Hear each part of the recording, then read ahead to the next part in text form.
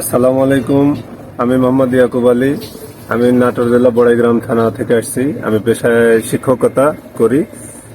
আমি ইউটিউবে চ্যানেল দেখে দেখে এই ভার্মি কম্পোস্টের এই প্রজেক্টে টুকু মুক্তার ভাই সিরাজগঞ্জ কড্ডার মোড় এখানে আসছি।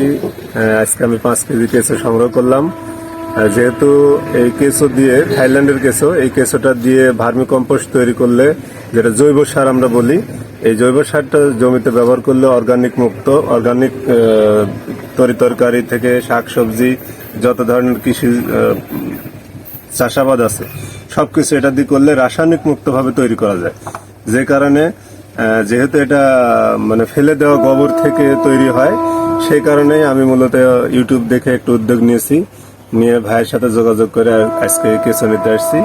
ইনশাল্লাহ আমি একটা ভার্মি কম্পোস্টের একটা প্রজেক্ট করব, এই নিয়তেই মূলত আজকে এখানে আসা। সবাই দোয়া রাখবেন যেন আমি এটা তৈরি করে সবার মাঝে ছড়িয়ে দিতে পারি। আমাদের এলাকায় কৃষক যাদের চাহিদা আছে, রাসায়নিক সারের তো অনেক মূল্য, এই মূল্য থেকে যাতে কৃষক সহজেই এবং সুন্দরভাবে ফসল করতে পারে, সেই উদ্যোগে আসলে আমার এই আজকে এখানে আসা। সবাই দোয়া রাখবেন। আসসালামু আলাইকুম।